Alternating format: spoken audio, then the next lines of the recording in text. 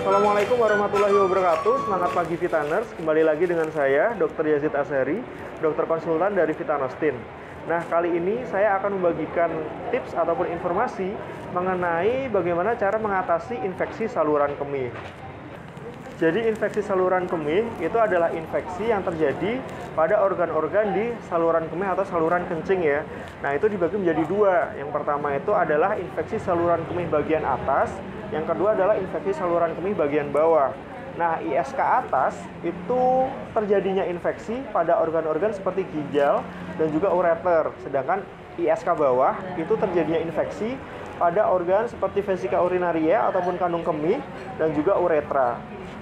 Infeksi saluran kemih itu biasanya paling sering disebabkan oleh adanya infeksi dari bakteri Escherichia coli yang sebenarnya dia itu merupakan bakteri yang ada di saluran pencernaan, namun bisa menginfeksi organ-organ di sistem saluran kemih.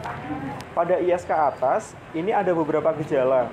Yang pertama bisa muncul demam. Nah, demamnya ini demam yang tinggi, sampai demamnya itu bisa bikin menggigil, sampai bisa keluar keringat.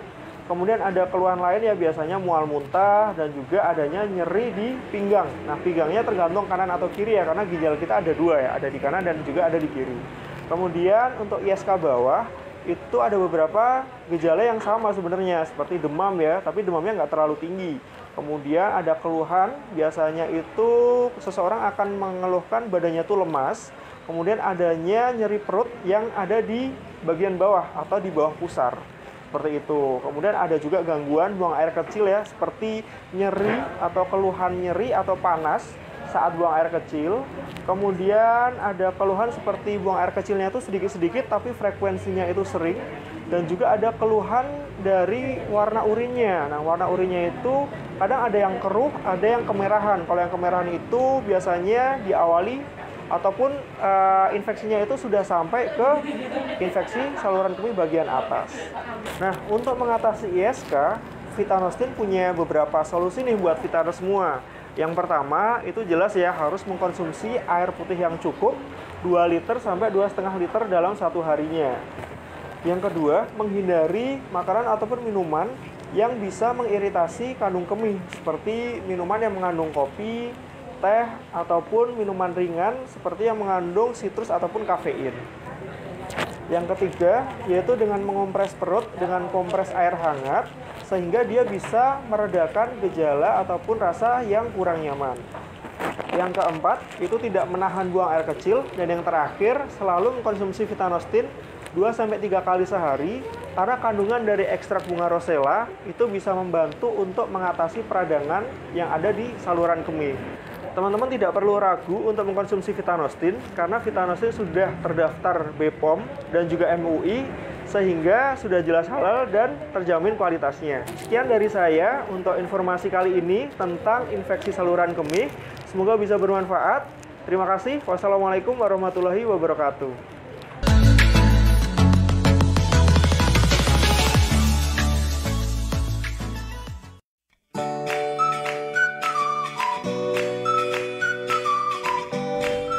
Assalamualaikum warahmatullahi wabarakatuh. Semangat pagi Vitaners. Kembali lagi dengan saya, Dr. Yazid Azhari, dokter konsultan dari Vitanostin. Jadi, apa itu sindrom metabolik? Sindrom metabolik adalah suatu kondisi di mana seseorang memiliki beberapa gangguan kesehatan secara bersamaan. Yaitu gangguannya adalah ada darah tinggi atau hipertensi, kemudian turunnya kadar HDL, kemudian tingginya kadar trigliserid, kemudian tingginya kadar gula darah, dan juga obesitas atau penumpukan lemak di perut. Gejala yang sering muncul itu sesuai dengan penyakitnya tadi, misalnya pada obesitas. Nah, pada obesitas itu biasanya disertai dengan perut yang membuncit. Kemudian pada diabetes mellitus itu gejalanya adalah sering buang air kecil, sering makan, dan juga sering minum. Pada penderita hipertensi itu disertai dengan nyeri kepala yang berdenyut dan juga badannya gampang pegel-pegel dan mudah lelah. Sindrom ini itu bisa menyebabkan penyakit yang berkelanjutan ya, seperti penyakit jantung koroner dan juga penyakit stroke. Nah, lalu apa sih penyebab dari sindrom metabolik ini? Penyebabnya itu dari pola makan yang buruk ya. Biasanya orang-orang itu sering mengkonsumsi makanan yang tinggi kadar lemaknya dan juga mengkonsumsi makanan yang tinggi kadar gulanya. Kemudian kurangnya aktivitas fisik dan juga olahraga. Kemudian perilaku ataupun gaya hidup yang buruk seperti merokok dan juga minum alkohol, serta faktor penyebab yang tidak bisa kita hindari yaitu bertambahnya usia. Lalu apa yang bisa kita lakukan untuk mencegah sindrom metabolik ini? Yang pertama, itu kita bisa melakukan cek rutin, yaitu tekanan darah, kolesterol, kadar kolesterol, dan juga kadar gula darah. Kemudian yang kedua, kita bisa juga untuk konsultasi ke ahli gizi ataupun dokter spesialis gizi klinik untuk membantu menurunkan berat badan apabila teman-teman itu termasuk dalam obesitas. Kemudian yang ketiga, apabila teman-teman menjumpai gejala-gejala penyakit jantung ataupun penyakit stroke, segera ke IGD. Nah, gejalanya apa aja? Gejalanya itu bisa kayak nyeri dada yang tertindih ya, biasanya bagian kiri, kemudian menjalar ke lengan, ataupun menjalar ke rahang, ataupun menjalar ke leher. Kemudian untuk gejala-gejala stroke ya, seperti kelemahan anggota gerak kanan ataupun kelemahan anggota gerak kiri, kemudian adanya penurunan kesadaran, kemudian adanya gangguan dalam bicara atau biasanya mulutnya itu agak perot ke kanan ataupun ke kiri. Nah, kemudian yang terakhir itu adalah teman-teman bisa mengkonsumsi Vitanostin 2-3 kali sehari karena kandungan dari Vitanostin itu terdiri dari ekstrak buah manggis, buah apel, rosella, kemudian madu, mengkudu, dan buah sirsa yang bisa membantu untuk menjaga daya tahan tubuh serta bisa membantu juga untuk menurunkan kadar gula darah, menurunkan kadar kolesterol, dan juga menjaga tekanan darah agar tetap stabil. Selain itu, ekstrak kulit manggis itu juga bersifat antioksidan, yaitu mengandung senyawa xanthan, yang mana senyawa ini bisa membantu untuk menjaga elastisitas dari pembuluh darah, menjaga kesehatan jantung, dan juga bersifat anti tumor. Vitaners tidak perlu khawatir ya, karena Vitanostin ini sudah terdaftar di MUI dan juga terdaftar di BPOM, jadi terjamin mutu dan kualitasnya. Sekian informasi dari saya, semoga bisa bermanfaat. Terima kasih. Wassalamualaikum warahmatullahi wabarakatuh.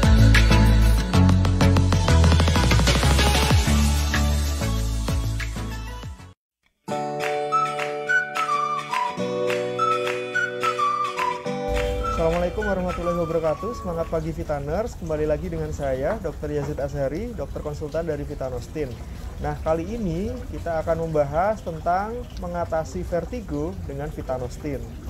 Di vertigo adalah kondisi di mana seseorang itu mengalami pusing dan pusingnya itu membuat orang itu merasa dirinya ataupun dunianya itu ikut berputar. Nah, jadi sebenarnya vertigo itu adalah sebuah gejala dari beberapa penyakit ya, seperti labirinitis, kolesteatoma, penyakit Meniere atau Meniere disease, dan juga penyakit seperti benign paroxysmal positional vertigo atau BPPV. Selain disebabkan oleh beberapa penyakit, ternyata vertigo ini juga bisa disebabkan oleh beberapa makanan. Seperti yang pertama yaitu adalah makanan yang tinggi garam, di mana pada seseorang yang mengkonsumsi makanan yang tinggi garam akan meningkatkan risiko terjadinya hipertensi, dan hipertensi bisa berkontribusi terhadap terjadinya vertigo pada seseorang. Yang kedua adalah makanan tinggi gula, di mana pada orang-orang yang sering mengkonsumsi makanan tinggi gula, dia akan berisiko terjadinya penyakit diabetes. Nah, pada orang-orang dengan diabetes dengan kadar gula darah yang tinggi, itu akan menyebabkan resiko terjadinya dehidrasi pada sel-sel di dalam tubuh kita, termasuk sel-sel saraf yang mengatur fungsi keseimbangan. Maka dari itu, dengan terganggunya sel-sel saraf, hal itu bisa menyebabkan munculnya keluhan vertigo. Yang ketiga adalah makanan dan minuman yang mengandung kafein. Ini juga sama seperti pada makanan yang mengandung kadar gula ya, jadi dia bisa menyebabkan dehidrasi pada sel-sel saraf maupun di dalam otak kita, sehingga memicu terjadinya keluhan vertigo ataupun pusing berputar. Namun, vertigo itu bisa diredakan gejalanya dengan mengkonsumsi beberapa makanan dan minuman yang mengandung yang pertama itu jahe. Jadi jahe itu bisa membantu untuk menurunkan gejala vertigo. Yang kedua adalah bayam, di mana bayam adalah sayuran yang mengandung vitamin E, yang mana dia bisa membantu untuk menjaga elastisitas pembuluh darah serta melancarkan peredaran darah di dalam tubuh kita. Otomatis gangguan vertigo ataupun keluhan vertigo itu bisa dihindari. Yang ketiga adalah ikan tuna. Nggak cuman sumber protein, ternyata ikan tuna juga kaya akan vitamin B6, yang mana vitamin B6 ini bisa membantu untuk regenerasi sel-sel saraf, termasuk sel-sel saraf keseimbangan, sehingga bisa membantu untuk meringankan pusing berputar. Yang keempat adalah vitanostin, di mana kulit manggis yang ada di dalam vitanostin itu mengandung vitamin B1, vitamin B2, vitamin C, dan juga kalsium, potasium, kalium, dan juga zat besi yang membantu untuk penyembuhan vertigo dengan mempercepat regenerasi sel-sel saraf. Jadi jangan lupa untuk mengkonsumsi vitanostin 2-3 kali sehari ya, agar vertigo tidak kambuh lagi. Sekian dari saya, semoga bisa bermanfaat. Terima kasih. Wassalamualaikum warahmatullahi wabarakatuh.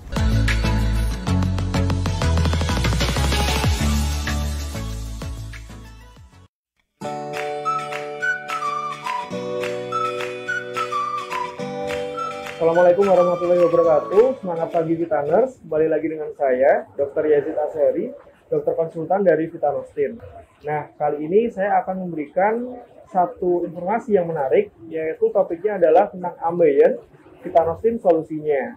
Ambeien adalah pembengkakan ataupun pembesaran pembuluh darah yang terjadi di rektum ataupun di anus, di mana ambeien ini bisa terjadi pada orang-orang di segala usia, tapi seringnya itu terjadi pada orang-orang yang usianya 50 tahun ke atas.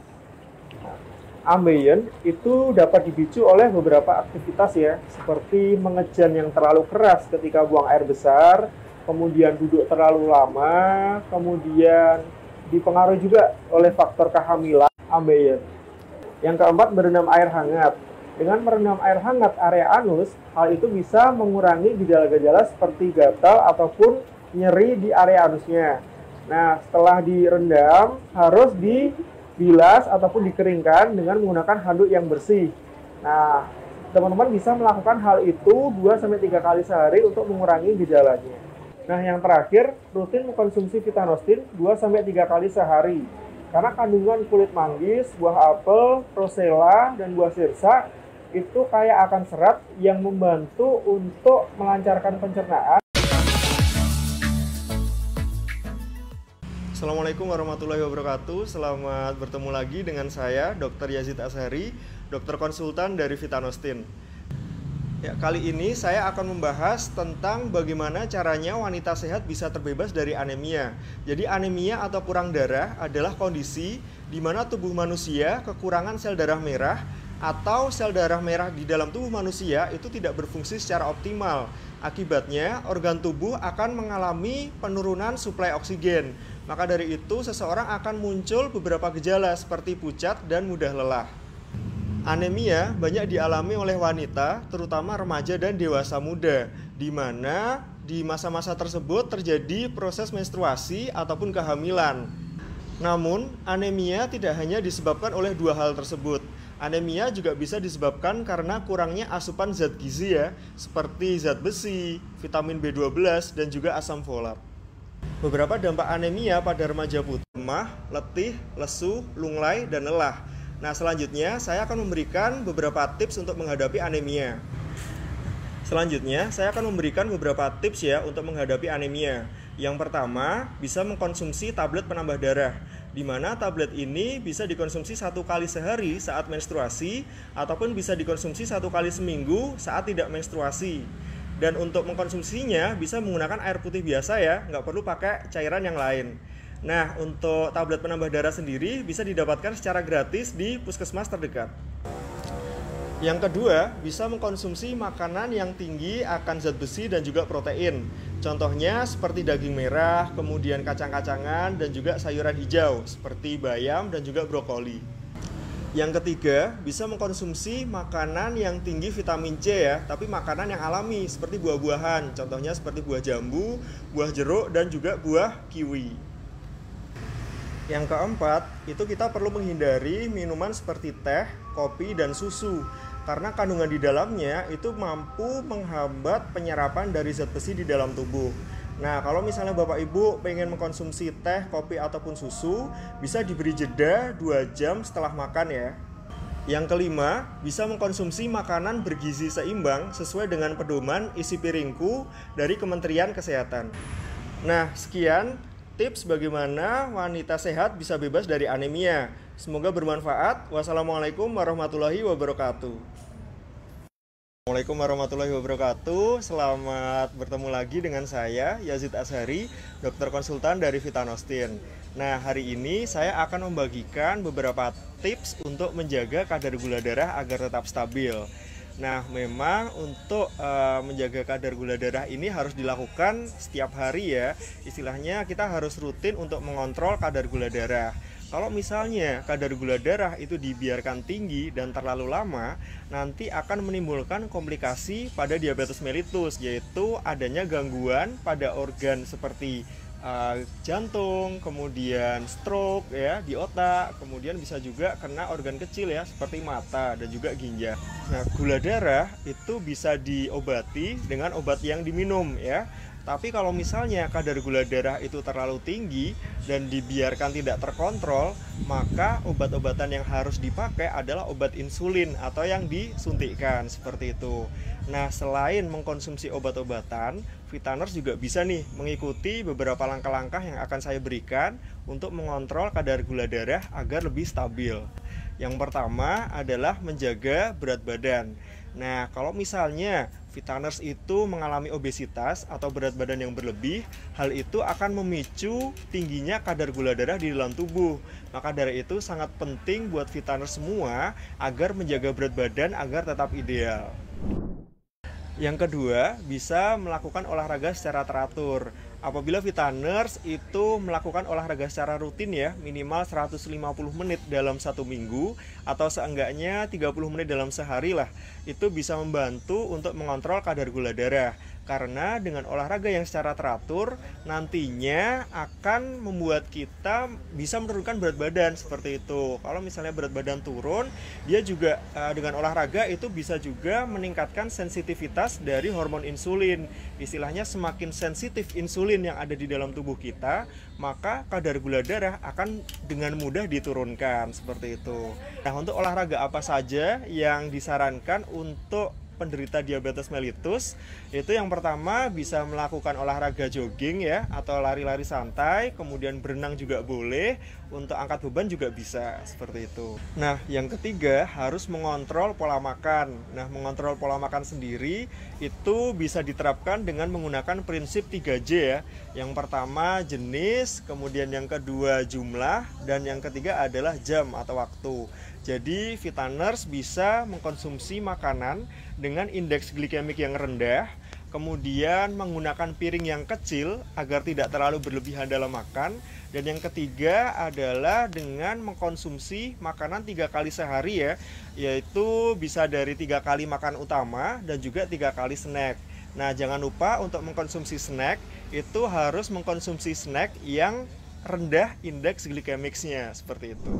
Nah, yang keempat itu jangan sampai melewatkan waktu makan. Jadi buat Vitaners yang sering makan sekali ataupun 2 kali sehari dengan jumlah porsi yang sangat besar, itu bisa meningkatkan gula darah jauh lebih tinggi daripada orang-orang yang mengkonsumsi makanan ya, makanan utama itu 3 kali sehari. Jadi lebih baik itu makan 3 kali sehari ya, 3 kali makanan utama dan juga 3 kali makan snack seperti itu. Yang terakhir harus sering memantau kadar gula darah ya. Jadi untuk pemantauan kadar gula darah ini bisa dilakukan ya tiap hari juga boleh, tiap minggu juga boleh. Kalau misalnya ada kegiatan lain ya, biasanya ya setiap 1 bulan sekali itu bisa memantau kadar gula darah seperti itu. Nah, sekian untuk tips dari saya mengenai bagaimana cara mengontrol kadar gula darah agar tetap stabil. Nah, sekian, semoga bermanfaat. Wassalamualaikum warahmatullahi wabarakatuh. Assalamualaikum warahmatullahi wabarakatuh. Selamat bertemu lagi dengan saya, Dr. Yazid Azhari, dokter konsultan dari Vitanostin. Nah, hari ini saya akan sedikit membahas ya tentang satu pertanyaan yang seringkali ditanyakan oleh masyarakat, yaitu apakah daging kambing itu bisa menyebabkan tekanan darah tinggi. Nah, tentunya untuk Vitaners semua pasti sudah tidak asing dengan pernyataan bahwa daging kambing itu bisa menyebabkan tekanan darah tinggi. Nah, sebenarnya itu mitos atau fakta sih, Dok, gitu kan? Jadi, seseorang bisa mengalami tekanan darah tinggi atau hipertensi itu disebabkan oleh banyak hal ya, penyebabnya sangat banyak. Salah satunya itu adalah dengan adanya penyumbatan ataupun penyempitan di dalam pembuluh darah tubuh. Nah, selain itu penyebab yang lain itu bisa juga disebabkan oleh makanan. Jadi dari kandungan garam yang tinggi serta kandungan kolesterol yang tinggi itu juga bisa meningkatkan resiko terjadinya hipertensi. Nah, sebetulnya apabila kita mengkonsumsi daging kambing dengan benar, yaitu apabila kita mau mengkonsumsi daging kambing itu tanpa jeroan dan juga dagingnya itu diolah dengan tepat, itu tidak akan membuat tekanan darah kita itu akan menjadi tinggi. Nah, hal itu disebabkan kandungan dari 85 gram daging kambing itu lebih baik daripada 85 gram daging sapi. Sedangkan dalam jumlah yang sama ya, daging sapi itu mengandung 179 kalori, 7,9 gram lemak, dan 73,1 mg kolesterol.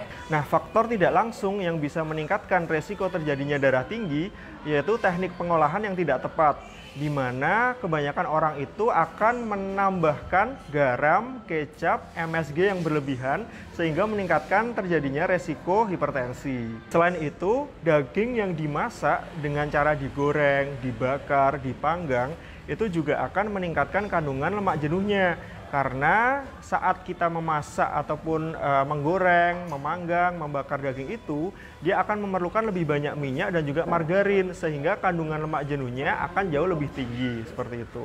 Nah, maka dari itu, untuk daging kambing apakah bisa menyebabkan tekanan darah tinggi? Itu mitos ya teman-teman semua. Oke, jadi daging kambing itu tidak bisa menyebabkan tekanan darah tinggi secara langsung ya, tapi tergantung juga dengan bagaimana teknik pengolahannya. Maka dari itu saya akan membagikan beberapa cara untuk mengolah daging kambing yang lebih tepat. Yang pertama, teman-teman selain ingin memasak daging kambing dengan cara ditongseng, dibuat sate, teman-teman juga bisa membuat masakan itu seperti sop, kemudian asam-asam daging, sehingga mengandung minyak yang jauh lebih sedikit. Yang kedua, sebelum memasak daging kambing, teman-teman juga bisa mengiris lemak yang ada di lapisan daging kambing. Kemudian yang ketiga, jangan mengkonsumsi daging kambing bersama jeroannya. Kemudian yang keempat, harus selalu diimbangi dengan sayuran dan buah-buahan yang cukup. Kemudian yang kelima, teman-teman bisa mengkonsumsi Vitanostin 2-3 kali sehari untuk menstabilkan tekanan darah.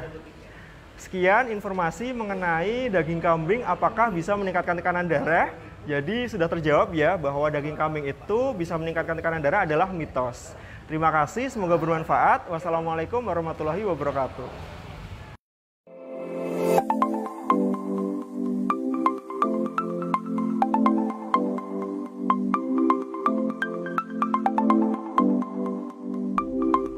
Assalamualaikum warahmatullahi wabarakatuh. Salam sejahtera, Om Swastiastu, Namo Buddhaya, salam kebajikan. Jumpa lagi dengan saya Dr. Andreas Freddy Arsanto, dokter ofisial Vitanustin. Kali ini saya akan membahas tentang kanker payudara. Apa itu kanker payudara? Tumor ganas yang tumbuh ke dalam sel payudara. Sel kanker itu berkembang sangat cepat sekali di dalam kelenjar lemak di dalam payudara. Kemudian juga dia tumbuh pesat di dalam saluran payudara dan tumbuh di daerah payudara. Penyebabnya kenapa? Yang pertama, penyebabnya adalah genetik. Adanya mutasi genetik yang menyebabkan terjadinya kanker payudara. Mutasi gen 1 dan mutasi gen 2, BRCA1 dan BRCA2, itu merupakan penyebab utama dari kanker payudara. Tidak bisa dipisahkan dari mutasi gen bahwa gaya hidup yang tidak baik dan kebanyakan pada kaum perempuan. 1 dari 8 perempuan mengidap atau menderita kanker payudara. Ciri-cirinya adalah yang pertama, payudara mengalami perubahan bentuk, mengalami perubahan ukuran yang lain dari biasanya. Yang kedua, sekitaran puting susu berwarna putih atau lebih cerah atau lebih tidak seperti pada biasanya payudara pada perempuan. Yang ketiga, di area puting susunya terasa nyeri, dan nyeri tersebut berangsur-angsur tetap menetap terasa nyeri, dan ditambah ketika haid rasanya akan terasa sangat nyeri di area yang terdapat benjolan tersebut. Yang keempat, puting tersebut biasanya mengeluarkan cairan bening atau cairan kental, tapi bukan cairan susu, dan kadang-kadang juga berwarna merah seperti merah meradang. Dan pada stadium lanjut juga harus diketahui bahwa yang kelima, adanya tumbuh benjolan di sekitar ketiak. Itu yang menandakan adanya pembedaan antara kanker payudara atau tumor payudara. Kita ketahui bahwa kanker payudara adalah penyebab kematian utama untuk kasus kanker. Meskipun kasus-kasus yang lain juga berperan. Sebab itu, kita harus tahu faktor risiko penyebab terjadinya kanker payudara. Yang pertama, faktor risiko karena jenis kelamin. Perempuan lebih beresiko daripada laki-laki. Meskipun laki-laki juga bisa terjadi atau mengidap terjadinya kanker payudara. Kemudian usia. Usia berperan penting. Biasanya pasien datang ke dokter terlambat terdiagnosis untuk CA payudara. Sehingga dengan berangsurnya bertambahnya usia, maka diagnosis dari kanker payudara sudah pada stadium lanjut. Stadium dari kanker payudara ada stadium 1, stadium 2, stadium 3, dan stadium 4. Biasanya pasien datang ke rumah sakit sudah terdiagnosis pada stadium 3 dan stadium 4. Jadi semakin usia bertambah, maka usia untuk terjadinya CA payudara atau kanker payudara, usia sudah berlanjut. Yang ketiga, genetik. Genetik penyumbang utama terjadinya kanker payudara. Dan yang paling utama adalah gaya hidup.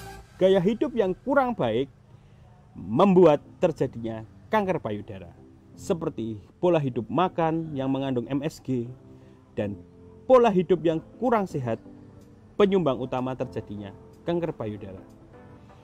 Bagaimana cara menghindari terjadinya kanker payudara? Yang pertama adalah makanlah yang mengandung gizi yang baik. Makanan sehat, 4 sehat, dan 5 sempurna. Perbanyak sayur dan buah, karena itu akan terjadinya penurunan kanker payudara. Berolahraga yang rutin dan teratur. Sempatkanlah olahraga 30 menit setiap pagi, karena itu akan membuat metabolisme dan daya tahan tubuhnya menjadi baik. Periksakan diri ke dokter jika ada ciri-ciri tersebut. Penegakan diagnosis pasti adalah dengan mamografi dan diperiksakan ke dokter. Selain itu, yang paling utama, periksa payudara sendiri. Apakah ada benjolan di payudara tersebut atau tidak.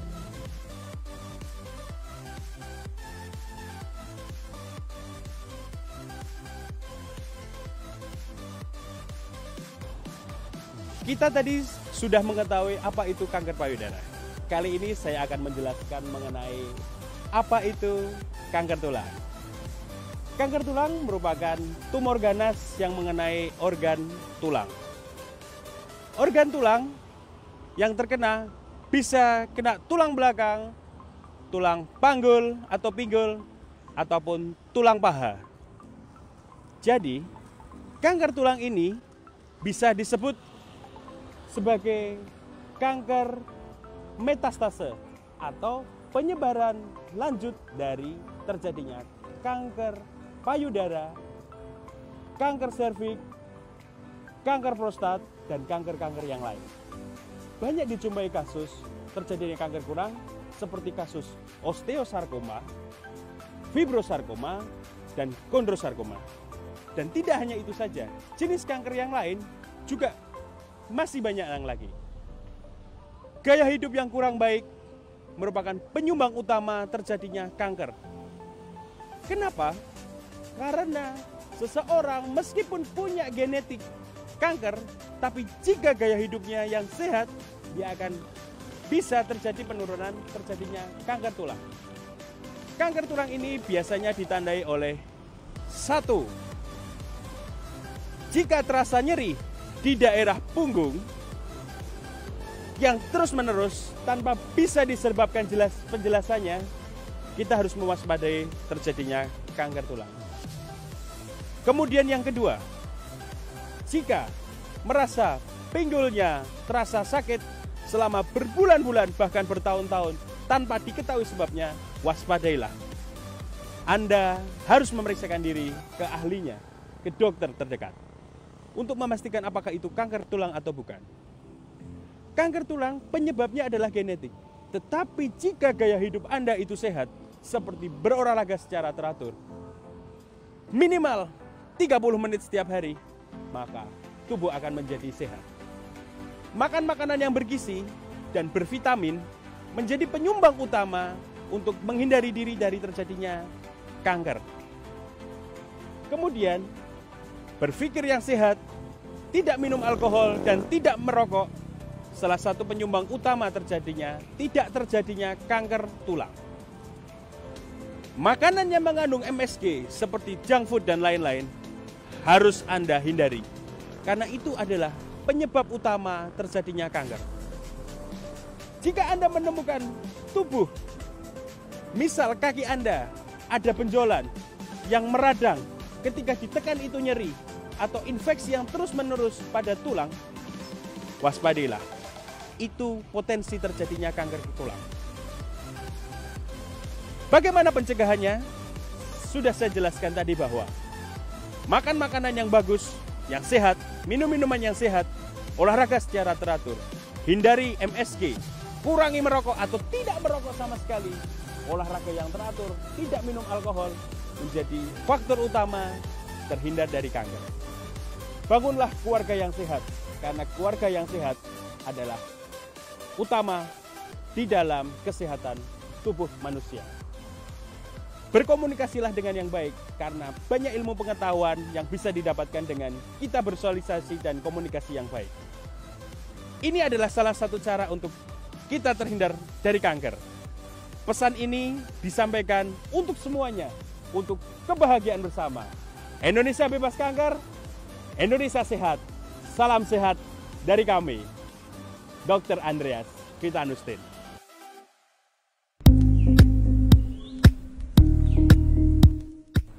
Dalam jangka panjang, sebagian obat dapat menyebabkan lebih banyak kerugiannya dibandingkan manfaat positifnya.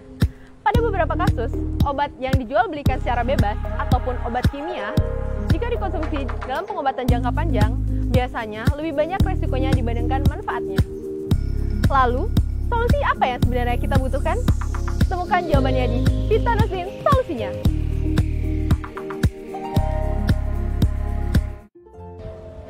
Itu Ifki bukan sih? If? Weh, Hei, apa kabar? Dokter Andre, baik dok, baik. Dok, kenapa mukamu sedih banget sih? Pusing aku dok. Kenapa sih? Lagi banyak pikiran nih. Aku tuh punya saudara kan dok. Kenapa? Dia tuh punya penyakit asam urat. Aku pusing, dia udah konsumsi obat selama 2 tahun dok. 2 tahun? 2 tahun. Obat kimia? Beneran obat kimia, makanya aku tuh bingung. Bahaya nggak ya buat saudaraku itu konsumsi obat kimia selama 2 tahun? Obat kimia dikonsumsi 2 tahun jelas bahaya dong.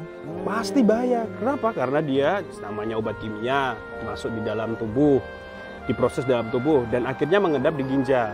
Pasti. Dan yang akan jadi korbannya adalah si ginjalnya tersebut. Berarti bener-bener bahaya ya itu buat saudaraku ya dok? Bener banget.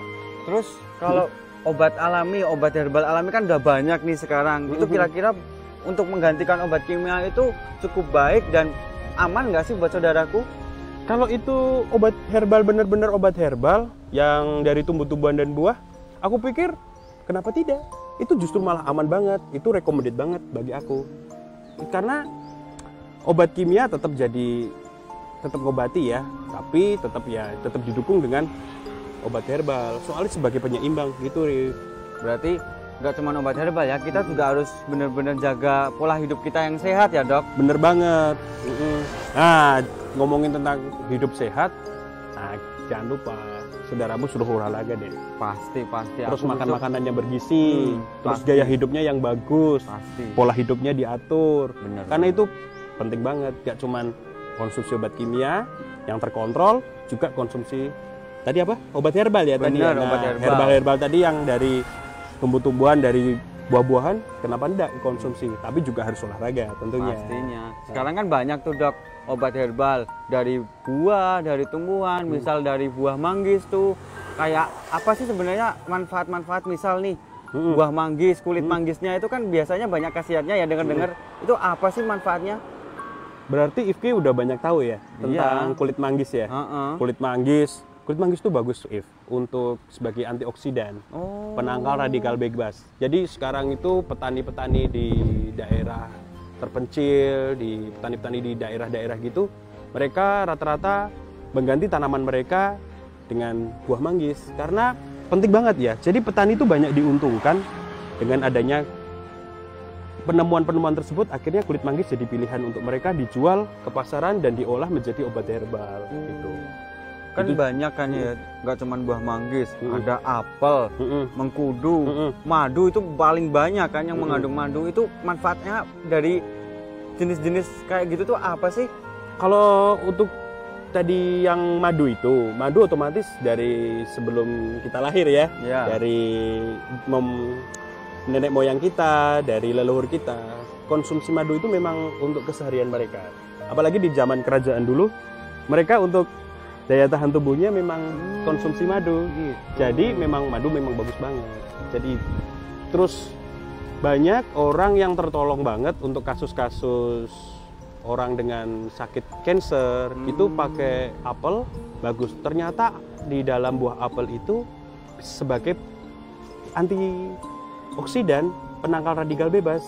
Seperti ini, kita lagi di luar gini. Ini sih enak ya tempatnya, sejuk ya. seger gitu ya. Seger. Apalagi kalau, nah tapi kita juga tidak bisa menghindari dong dari debu, dari asap kendaraan bermotor, terus asap rokok, kemudian apalagi ini radiasi HP, itu kan radikal bebasnya banyak banget ya. Jadi kalau Rifki bisa nemuin ada buah-buahan kulit manggis, terus buah apel, terus kemudian dari madu, itu bagus banget untuk menangkal radikal bebas. Karena tanpa kita sadari bahwa nantinya itu cancer itu kita tidak aja diderita untuk usia tua aja, usia muda pun juga bisa juga terkena. Pokoknya harus waspada ya dari sejak Bener dini banget, itu ya, Dok. sejak dini harus waspada kayak gitu.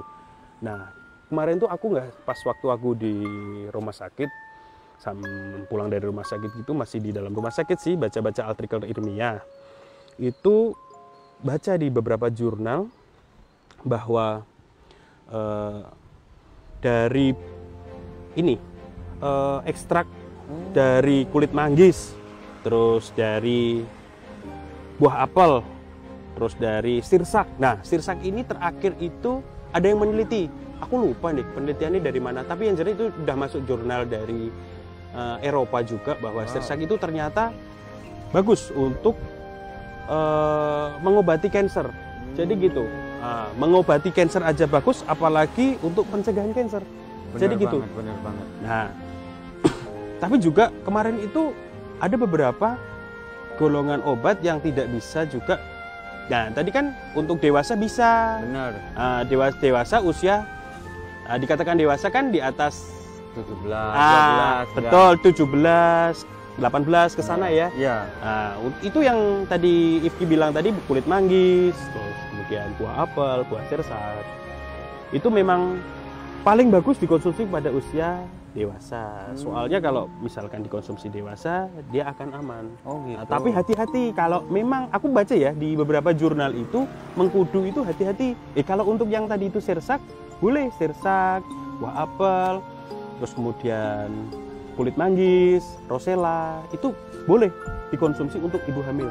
Tapi gitu. memang untuk beberapa pertemuan ilmiah tahunan POGI itu ada yang menyebutkan bahwa beberapa studi itu di kasus kandungan dan kebidanan orang hamil itu tidak boleh mengkonsumsi buah mengkudu. Oh, kenapa itu, Dok? Nah, dari buah mengkudu itu memang tidak baik untuk kehamilan. Jadi gitu. Jadi memang harus hati-hati jika Ifki nanti kan ini belum nikah ya. Tahu aja dokternya jadi malu. Nah, nanti kalau Ifki udah nikah, kalau ada tetangganya yang boleh, ayo minum mengkudu, makan mengkudu. Ifki dari kita ngobrol-ngobrol sini jadi tahu bahwa mengkudu itu nggak boleh. Bener banget. Nah, tapi kalau madu boleh ya. Ingat madu, sirsa, kulit manggis boleh. Nah, tapi kalau nanti Ifki istrinya udah hamil, terus menyusui, itu boleh dikonsumsi. Untuk buah mengkudu boleh kalau usia udah 9 bulan. Oh gitu. Jadi mending besok aku saranin teman-teman aku nih yang baru nikah ya untuk lebih hati-hati ya pasti. Ya kamu nikah dulu dong. Aduh berat itu. Iya dong kan. Tapi ingat juga ya If, beberapa teman aku juga yang dia mengkombinasikan untuk obat herbal ini untuk terapi pasiennya. Jadi gini, untuk menekan rasa sakit pasca operasi. Nah, teman aku kemarin tuh cerita kalau dia itu dapat pasien pasca operasi usus buntu, terus laparotomi atau dibuka perutnya karena ususnya lengket. Nah, dia juga mengkonsumsi obat kimia, tapi tidak dosis yang panjang atau jangka waktu yang panjang karena dia sakit, terus dia dikonsumsi obat itu, tapi tetap dalam pengawasan dokter. Nah, dia tetap ngeluh ke tempat prakteknya temanku itu, ini sakit, kok masih sakit terus loh. Terus dia nyaranin untuk mengkonsumsi buah-buah yang ada di kulit manggis, terus yang udah di ekstrak-ekstrak tadi itu, ternyata bisa untuk menekan rasa sakit. Ternyata si perannya tuh si rosella, kata temenku. Rosella, kandungan apa yang ada di rosella itu sebenarnya? Ya, dia bisa menekan rasa sakit. Nah, keuntungan yang berikutnya kalau Ifki menemukan ada beberapa obat herbal itu biasanya tidak menimbulkan ketergantungan. Iya kan? Amannya berarti itu. Yes, bener banget, karena kan dari sebelum kita lahir atau ditemukan obat kimia kan leluhur-leluhur kita kan udah mengkonsumsi obat herbal gitu ya, dan mereka otomatis sehat kan? Sehat banget. Jadi memang nggak bisa dipungkiri lah kalau obat herbal itu bisa masih menjadi andalan andalan, bisa diunggulkan. Dan di era yang masa kini, era internet, era maju seperti ini, menjadi trendmark lagi untuk muncul kembali untuk menjadi solusi baru gitu ya. Karena orang mulai sadar bahwa pentingnya konsumsi back to nature, kembali ke alam herbal. Bener banget. Bener kan? Berarti mulai sekarang aku mungkin lebih saran ke saudaraku itu ya untuk lebih mengonsumsi buah-buahan. Penting banget nih. Penting banget. Selain itu juga ternyata si beberapa obat herbal itu orang-orang zaman dulu mana ada yang hipertensi, bener ya, sakit gula, betul kan? Di zaman sekarang dengan pola hidup yang serumit itu, dengan konsumsi yang tidak teratur, mulai muncul gitu ya. Betul, mereka kan, ya sekarang kan terpapar namanya junk food. Benar, junk food. Apalagi Ifki, teman-teman Ifki, teman-teman aku juga kan. Nah, terpapar tuh junk food, gaya hidup nge-games, junk food, ngopi nggak ukuran, itu kan, makan bebas nggak pernah olahraga. Kembali ke obat herbal itu penting banget. Soalnya kalau memang udah kena hipertensi, dia akan selamanya minum obat hipertensi. Nah, yang kalah otomatis betul, dia akan mengendap. Makanya untuk sebagai penyeimbang ya tetap hipertensi, tetap diobati, tapi kan bisa dikurangi dosis paling minimal sekali kan. Dan sebagai penyeimbangnya obat herbal tersebut ditambah pola hidup yang sehat. Bener banget. Pola hidup yang sehat otomatis Ivi udah tahu dong. Olahraga pagi hari, istirahat yang cukup. Betul. Olahraga itu baiknya kapan? Pagi hari dong. Pagi. Kalau nggak punya waktu gimana? Pasti punya waktu. Kita bangun jam berapa? Jam 5 kan? Ya, jam 5. Jam 5 sebelum mandi kita gerak-gerak tubuh dulu. Bener. Minimal berapa menit? 15 sampai 30 menit. Ya, 30 lah udah gerak-gerak cukup. aja. Lari-lari kecil, olahraga senam-senam kecil. Nanti kita bekerja, pulang kerja jam 2, jam 3 kita bisa fitness. Kalau nggak bisa ke fitness center, kita bisa lari-lari, jalan-jalan, sepedaan. Bisa, nggak harus dong seminggu sekali, bisa seminggu 2 kali, 3 kali nggak masalah, asalkan kita tetap berolahraga. Dan daripada nggak sama sekali gitu ya. Dok? Olahraga yang baik adalah olahraga yang tidak harus langsung 2 jam, 4 jam, nggak perlu, teratur. 30 menit, 1 jam, 60 menit. Dan paling bagus diusahakan di bawah sinar UV, tidak boleh lebih dari 30 menit. Karena dia bisa pemecahan vitamin D. Bagus untuk penguatan tulang, kayak gitu juga. Nah, penting juga selain tadi kita bahas tentang darah tinggi. Bener. Nah, gula tadi. Tanpa kita sadari banyak kasus di rumah sakit yang aku tangani, orang sakit gula itu usianya produktif. Usia produktif tuh, nah, Waduh, perlu diingat, usia, nah terakhir nih, diabetes atau penyakit gula itu ada tipe 1, tipe 2. Apa aja? Kalau yang tipe 1 itu, memang dia udah bawaan genetik.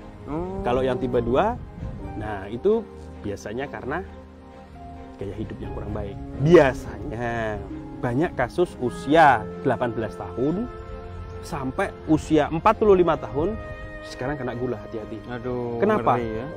Coba deh, kalau aku pas waktu kan ini rumah sakitku kan juga daerah desa ya, desa. Aku juga praktek juga di kota. Nah, aku pernah nih nggak sengaja beli ballpoint. Terus di warung itu aku ngelihat nih dari bawah di etalasenya sampai atas nggak ada makanan minuman yang sehat. Aduh. Jadi bayangin aja, kita itu lagi terkepung oleh beberapa penyakit tanpa kita sadari.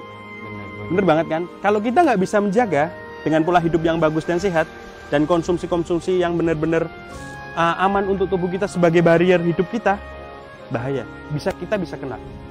Kalau sudah kena gula, Aduh. kamu akan selamanya minum obat gula. Aduh, Hati-hati banget. ya, aduh, Hati-hati ngeri ya. banget. Serius. Apalagi kalau udah komplikasi. Kakinya jadi bau, nanti bisa diamputasi. Aduh, itu ngeri. Ginjalnya banget. kena, cuci darah, ngeri banget. Aku nggak lagi ngakut-nakutin soalnya, karena gini. Kalau obat gula itu gulanya bisa normal, cuman nanti pasti yang kena ginjalnya kalau terus-terusan. Itu ujungnya ginjal ya, karena obat itu ya. Hati-hati obat kimia. Makanya sebagai penyeimbang, obat kimia tetap diminum tapi dosisnya kecil. Kecil aja, Kecil. kurangin seminim Dan mungkin ya. obat kimia yang aman. Nah, obat gula itu kan yang direkomendasi oleh pertemuan kemarin aku ikut seminar di International Asia Oceania Pacific yang kebetulan ada di Jogja kemarin.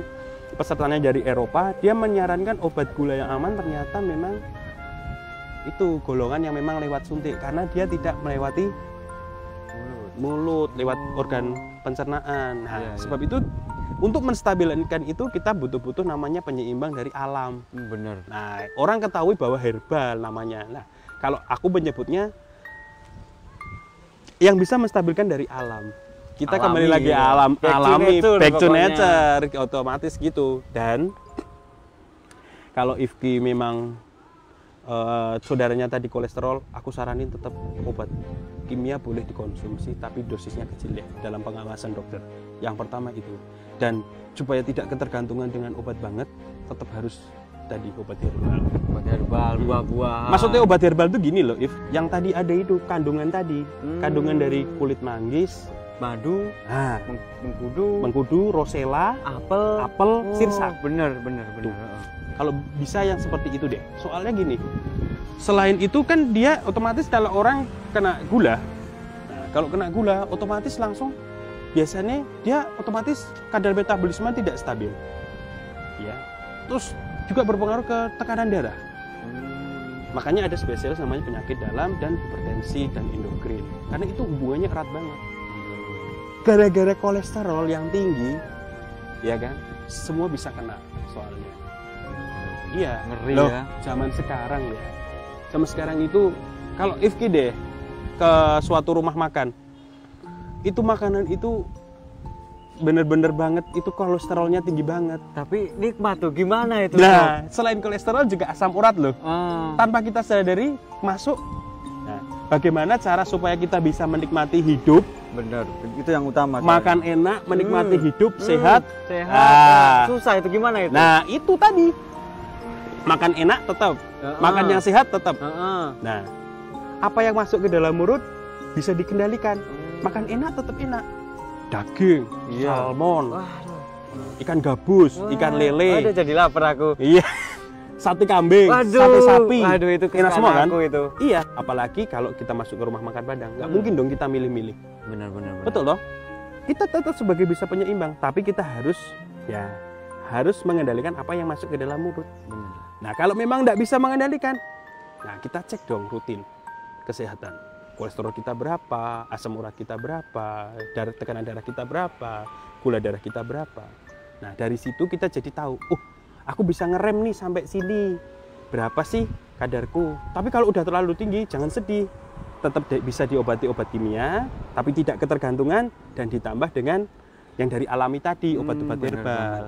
Nah, pilihlah obat-obat herbal yang memang alami banget untuk tubuh dan itu aman banget. Nah, itu pilih itu aja, menurutku. Karena, nah selain kita nggak bisa dong. Oh, enak banget ya kan? Nggak enak, ya kita namanya enak banget. Juga nggak bisa, nolak nggak bisa dong. Apalagi kita yang berjiwa muda kayak gini. Sakit nggak harus menunggu sampai usia tua. Ya. Bisa datang kapan aja ya. Betul. Nah, kan yang penting, wah makan enak, yang penting sehat. Duh, salah. Sehat itu karunia. Sehat itu karunia. Harus kita benar-benar kita syukuri banget. Tapi orang itu maunya sehat terus. Tapi dia tidak bisa menjaga dan mempertahankan. Terlalu menikmati. Menjaga dan mempertahankan. Apalagi di usia muda seperti kita ini, godaan-godaan dari teman-teman, ya teman-teman rokok, minum alkohol. Kalau bisa Ifki jangan deh, karena itu nggak baik banget untuk tubuh Ifki. Ya. Terus kita harus mengendalikan namanya pola hidup sehat yang baik. Olahraga, usahakan bro, olahraga. Futsal kan, hobinya kan? Oh, iya bener, kok basket. tahu? Masih basket nggak? Masih. Serius? Masih. Nanti aku diajak ya. Wah siap. Aku habis beli sepeda nih. Wih. Kapan-kapan main tempat aku ya. Nanti boleh, ya. sepeda bareng. Oke. Goes pagi-pagi. Sip. Wih mantap. Nanti aku kasih tahu kapan kita harus goes. Siap. Aduh, Sip. makasih banget dok. Thank you. Hari ini banyak ilmu yang aku dapat Thank you dari banget. dokter. Ya, kita nanti kalau jumpa lagi pasti bisa kita ke praktekanku aja. Nanti Siap. kita akan bahas semuanya. Kita ajak deh saudaramu atau siapapun. Siap. Boleh, atau kamu mau Kita korek-korek informasi. sharing-sharing pokoknya Boleh. ya dok. Nanti kalau Ifki tadi yang tadi Ifki kenalin itu apa produk herbal tadi itu Ya, yang kenalin alami. itu dibawa aja. Nanti Siap. aku baca deh, aku pelajari bener-bener aman apa enggak. Karena sekarang banyak penemuan ilmiah banyak obat herbal yang berhenti di penelitian ilmiah karena tidak bisa dipertanggungjawabkan. Nah makanya nanti Ifki coba deh bawa ya. Siap. Kapan mau ke sana? Segera lah. Jangan lupa aku ya. bakal hubungin Telepon dokter ya. Andre. Telepon. Siap. Telepon-teleponnya masih kan? Masih. Ya. Sip. Aku mau lanjut balik dulu ya. Wih, jalan kaki ini dok. Jalan lah. Wih.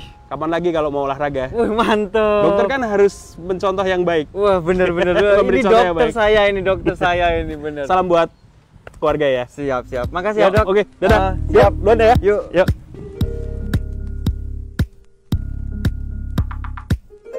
Bagaimana? Sudah temukan jawabannya? Jangan lupa untuk saksikan terus Vitanosin solusinya. Dan jangan lupa untuk ikuti seluruh akun sosial media Vitanosin dan juga download aplikasi Vitanosin. Sampai jumpa!